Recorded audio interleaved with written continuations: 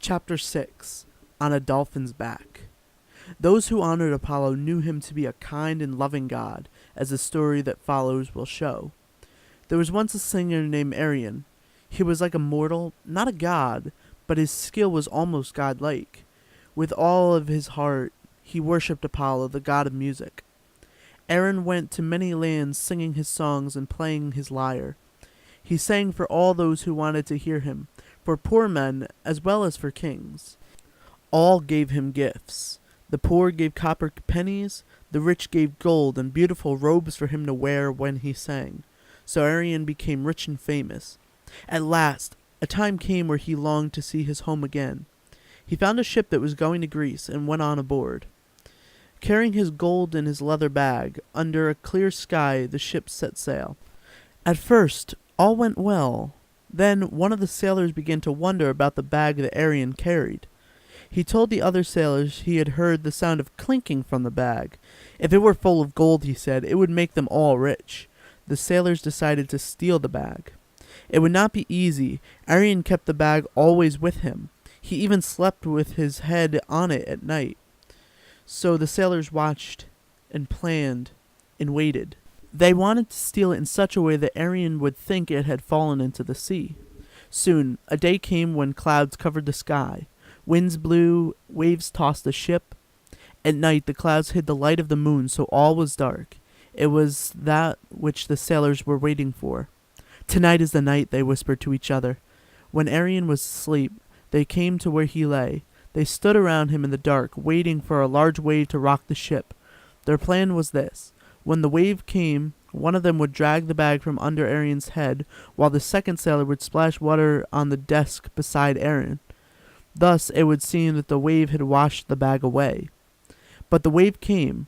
When it came, it was much bigger than they thought it would be. The sailor stumbled as he threw the water and splashed it in Arion's face, and woke him up. At that very moment, moonlight flashed through the hole in the clouds. It lighted the sailors standing around him. He saw them very clearly. One of them was holding his bag of gold. Arion jumped to his feet, crying, "Thieves! Thieves! Help me, Captain!" But the captain himself was one of the thieves. There was no one to help. Instead, the sailors took hold of Arion with their rough hands. Now that he had seen them, they would have to kill him. Arion knew he was helpless. Even if he got loose, there was nowhere to run. So he watched calmly as the sailors divided the gold among themselves and drew lots for his beautiful robes. He even listened calmly as they planned his death. They would throw him in the sea, they decided. But then, one of the sailors picked up Aaron's lyre from where it lay on the desk. Suddenly, he was wild with anger. "Do not touch my lyre," he shouted, trying to get free. "Not with your rough hands." The sailor laughed an ugly laugh. "You won't be needing it," he said. "Not where you're going." "Then, let me hold it one more time before I die," Arion begged. "Let me hold it just once more, and I will play for you." "That is fair," said the captain. "Give it to him. I would like to hear our great singer." So the sailor gave Arion back his lyre. The captain even gave him a robe to sing in.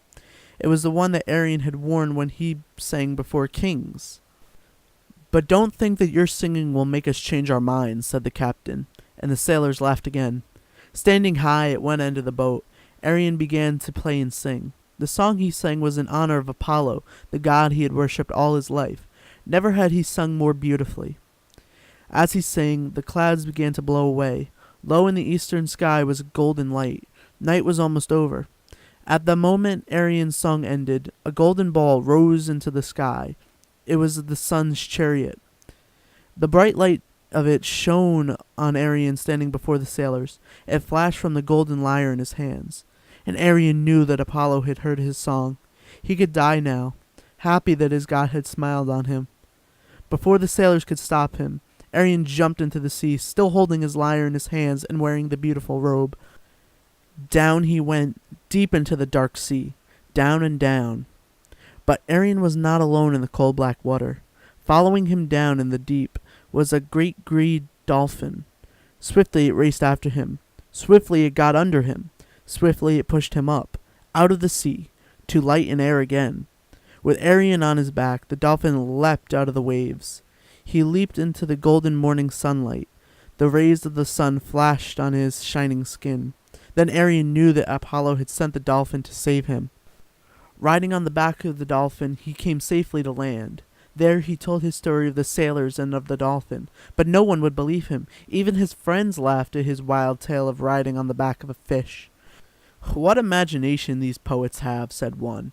"If he was drowning, it must have been wine he was drowning in," said another, and they all laughed. But soon the ship itself came in. The sailors all had much gold to spend, and they told of leaving Arion safe and sound in Italy. Arion's friends began to wonder, so they brought him to the sailors. When the sailors saw him, their faces turned white with fear. It is a ghost!" the captain cried and tried to run. "How can I be a ghost if you left me safe in Italy?" Arion asked. Then the sailors confessed and gave back the gold that they had stolen. Arion and his friends gave thanks to Apollo for what he had done. In order that men would never forget how the god had saved him, Arion made a statue and gave it to the temple in honor of Apollo. It was a statue of a man riding on the back of a dolphin.